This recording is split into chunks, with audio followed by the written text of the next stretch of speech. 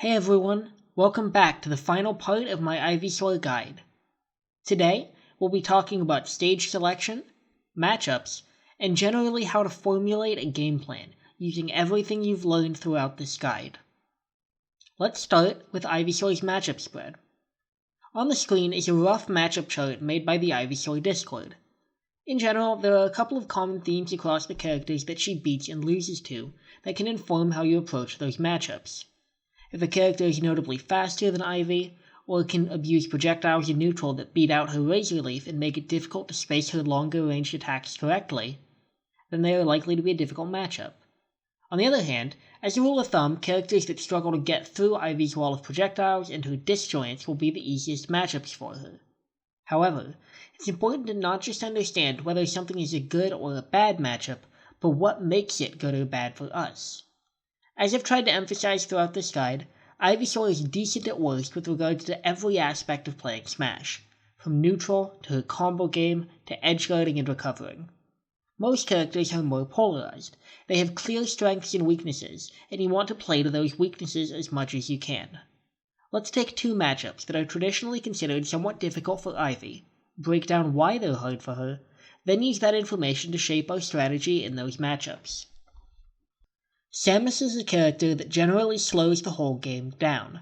She relies on zoning with her projectiles and getting openings using crouch cancel at low percents, and while her combo game isn't great, she's very hard to combo herself. However, Ivysaur is faster than her. We can outrange and beat all variants of her missile with both back air or forward air, and while 0 to death certainly won't be very common, Ivy does have a relatively consistent combo game against floaty characters, which when combined with the ability to kill extremely early using moves like Up B or Solar Beam, makes Samus die much faster than she would against most of the cast. So, in this matchup, our goal is to avoid letting Samus wall us out by approaching carefully through her projectile wall using power shielding and long-ranged aerials. Once we get in, we can utilize our better dash dance to mix burst options like dash attack with slower ones like grab or down tilt to secure openings that can lead to good damage or putting Samus in an off-stage edgeguard position.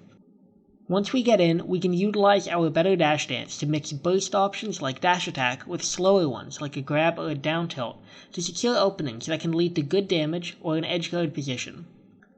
The key here is that we want to stay close to Samus, although not close enough for her to abuse crouch canceling to turn our openings into her own, and avoid letting her camp us from the other side of the stage.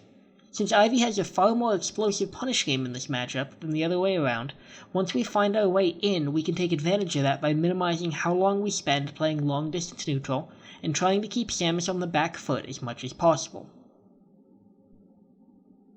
On the other hand, Meta Knight's entire goal is to get in. He's fast, has no projectiles or long-range tools, and can contend well with Ivy's close-quarters tools using a combination of superior frame data, crouch canceling, and quick out of shield options. However, not only does he lack comparable disjoints to Ivy, he's also one of the easiest characters for us to combo off a straight opening. This means that our entire perspective as an Ivy player shifts. Now we want to use Razor Leaf and the threat of our disjointed attacks to keep the other player at bay until we're ready to fight him on our terms, and then catch him with a combo starter that they aren't ready to shield or crouch cancel to hopefully begin a brutal punish. In both matchups, Ivy struggles with neutral and excels once she's able to find her opening, but the specific strengths and weaknesses of each character can dramatically change how we have to approach the matchup. Against Samus, Ivy has to throw out preemptive attacks to stuff her projectiles, and at close range, she's the one who can abuse faster frame data and better movement to try and create an opening. While against Meta Knight, the situation is completely reversed. Those preemptive attacks would just give him time to run in and whiff punish, so instead, you have to play much more defensively, only putting out attacks when you're confident that they will hit, or when you cannot be easily punished if they miss.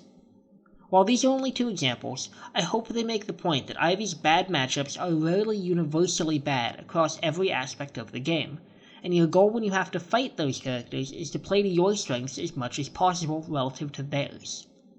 Towards that end, the last thing I want to talk about in this guide is stage selection.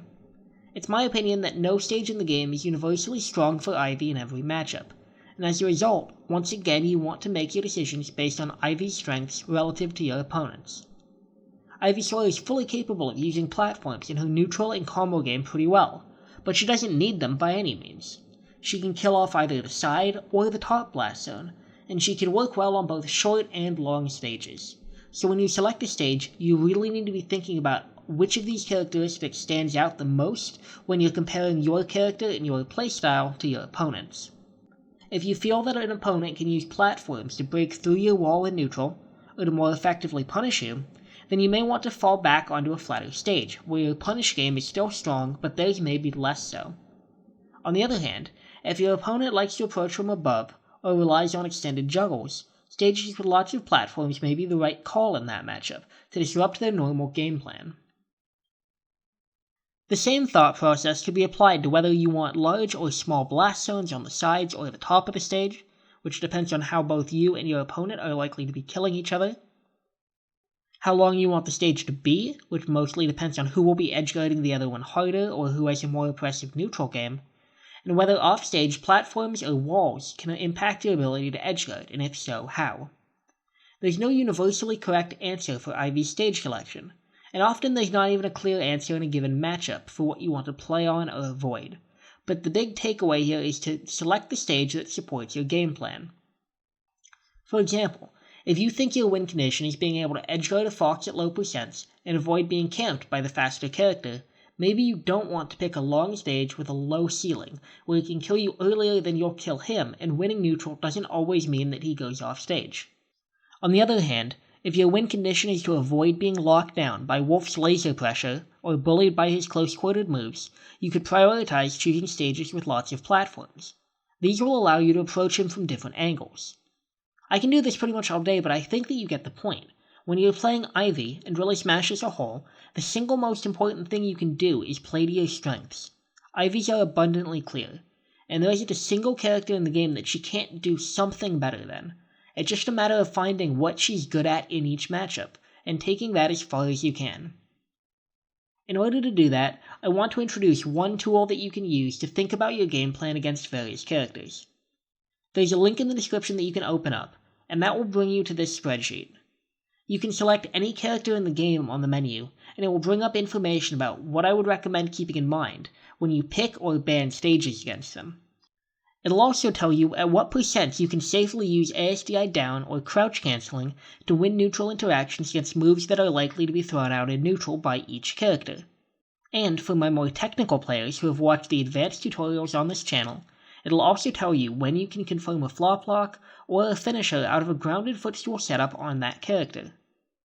This sheet works on mobile just as well as a computer, so if you're blanking on some important information right before or even during a set, you can go ahead and pull it up for a refresher. And with that, I think it's time to wrap up this last portion of my Project M Ivysaur guide.